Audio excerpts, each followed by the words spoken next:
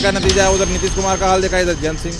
तो ये मतलब एक तीर से कई निशाने हो रहे हैं, जनता ही कह रही है। नरेंद्र मोदी जी कांग्रेस से नफरत नहीं करते हैं, जवाहरलाल नेहरू, राजीव गांधी से नफरत नहीं करते। नरेंद्र मोदी जी नरेंद्र मोदी से नफरत करते हैं।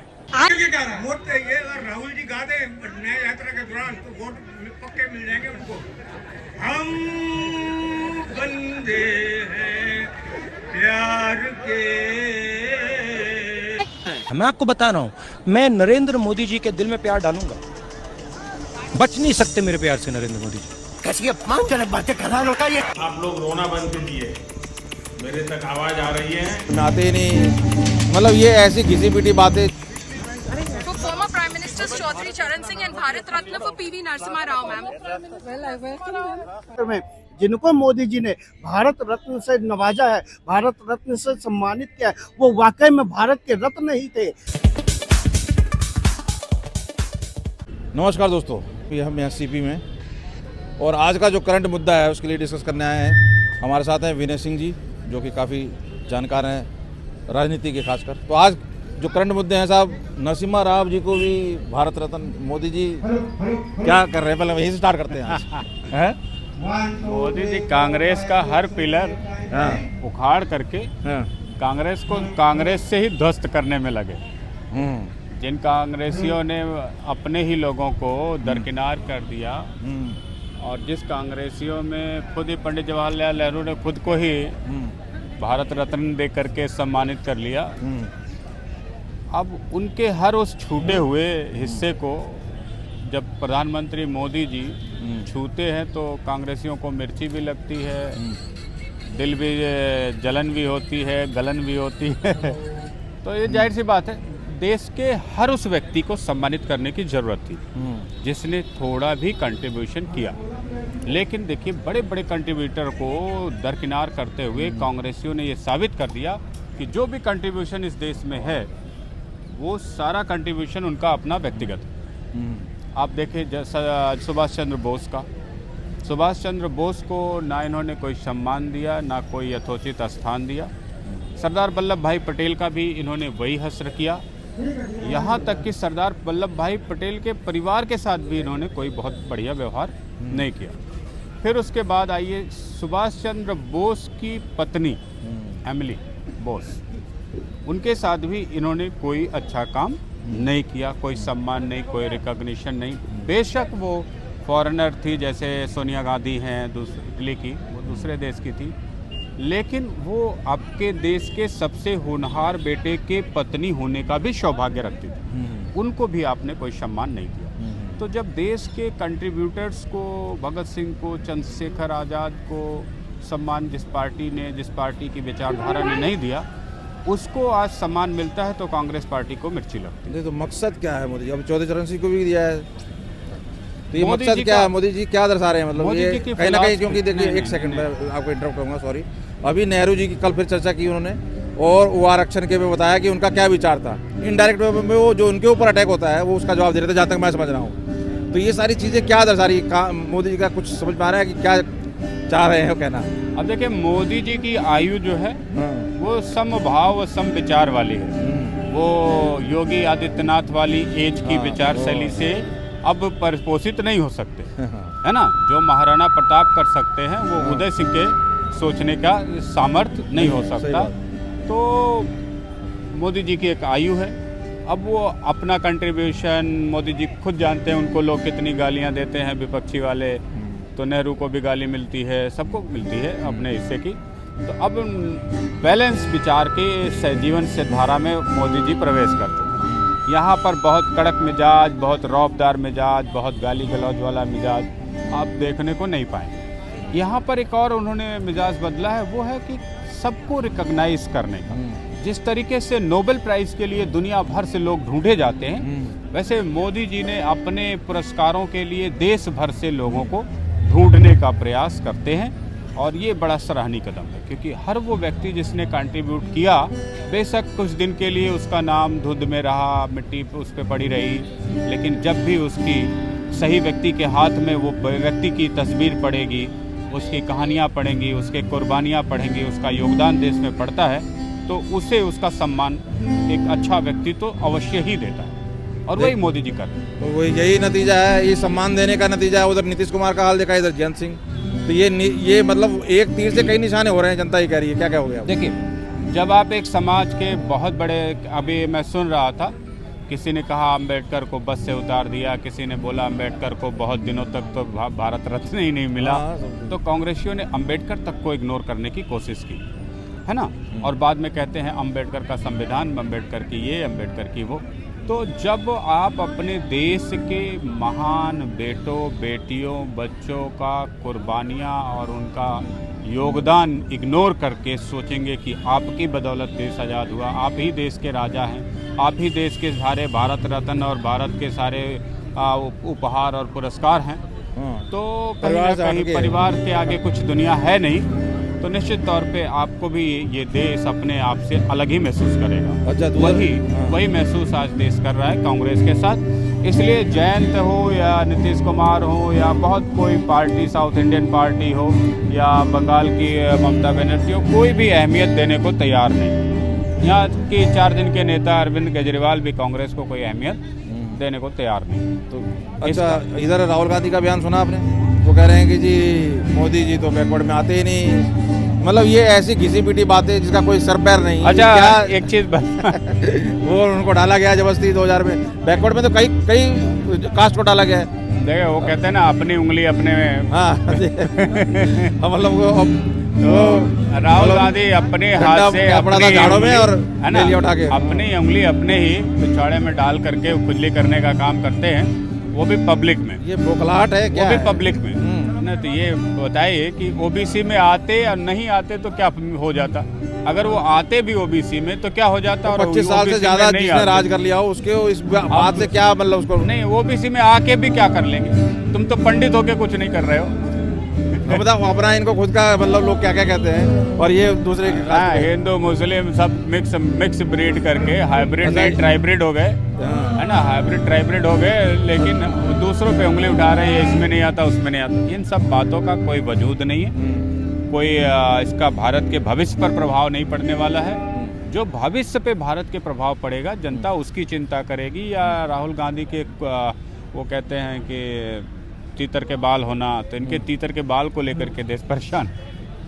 और यही करंट आज के मुद्दे हैं, इनके ऊपर हमने और लोगों से भी जानने की कोशिश है। बहुत बहुत धन्यवाद विनय जी। और हमारे साथ एक और बहुत ही राजनीति में जानकार मिस्टर पोदार साहब है, वीके पोदार साहब है हमारे साथ, जो कि काफी अच्छी पकड़ रखते हैं, जानकारी रखते हैं राजनीति की।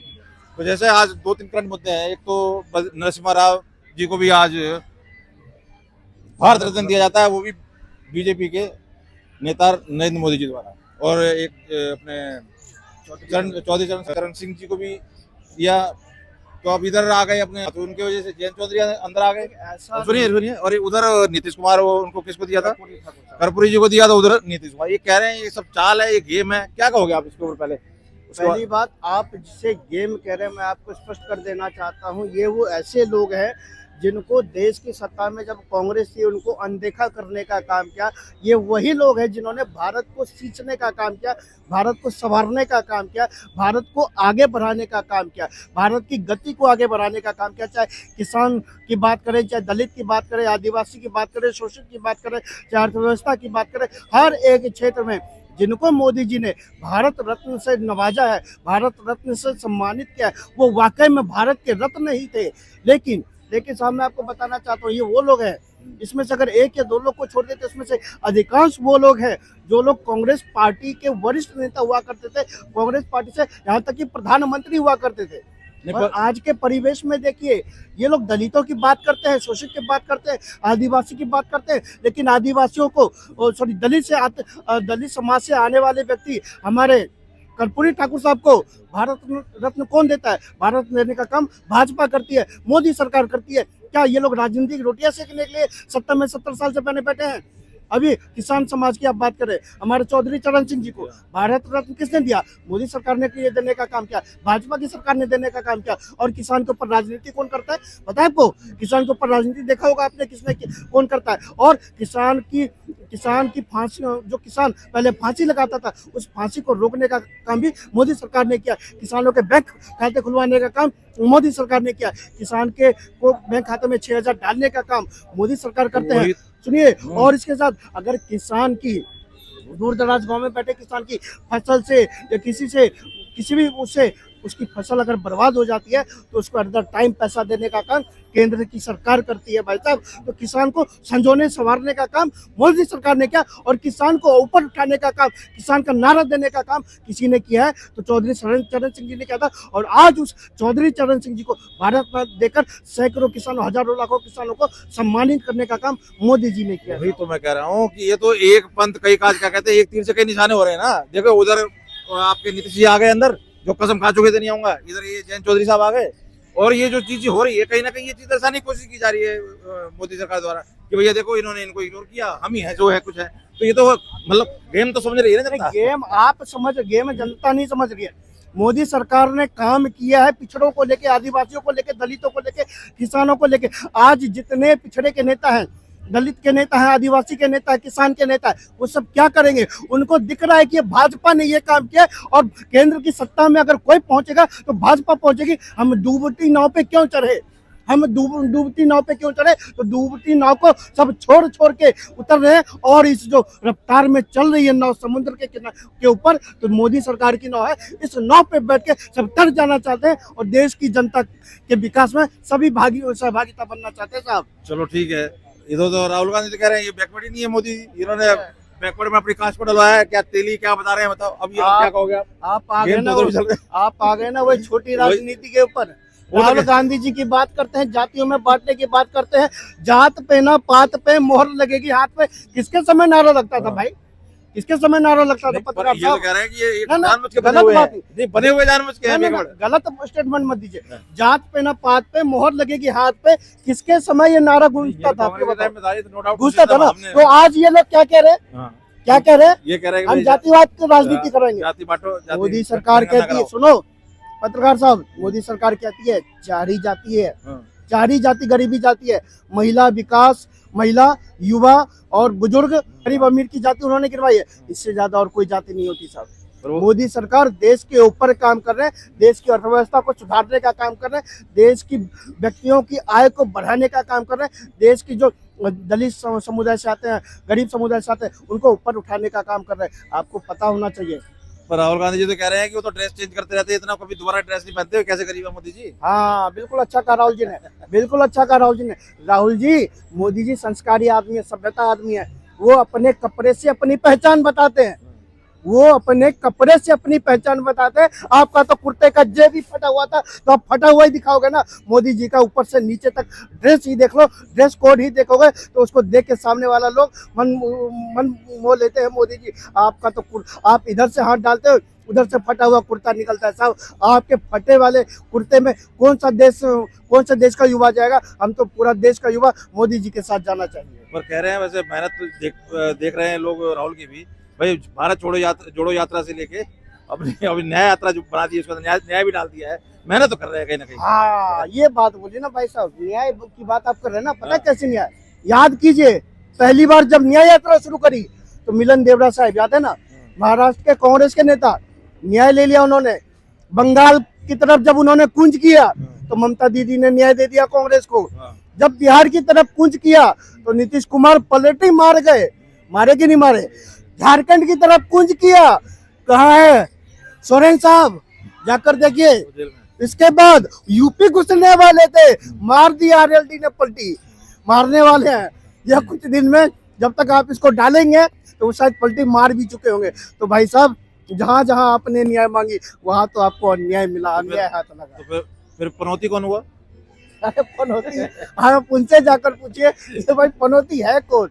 ये पनौती है कौन? जहाँ जहाँ गए, आप 3 राज्य में चुनाव वोट मांगने गए। अरे भाई, तो राहुल गांधी के लिए तो पनौती हुई ना मोदी जी, वो गलत क्या कहते हैं भाई? उनके लिए तो पनौती है वो। बिल्कुल, अरे राहुल गांधी जी है, राहुल गांधी के लिए तो पनौती हुई ना मोदी जी। कांग्रेस के लिए पनौती है, खाली राहुल गांधी को क्यों दोष देते हैं? हाँ। जब मोदी जी 2014 में सत्ता में आए ना भाई साहब, आपको याद होगा, माफ चाहूंगा इससे पहले जाते हैं, जब मोदी जी गुजरात की सत्ता में आए ना, तो वहां से कांग्रेस साफ।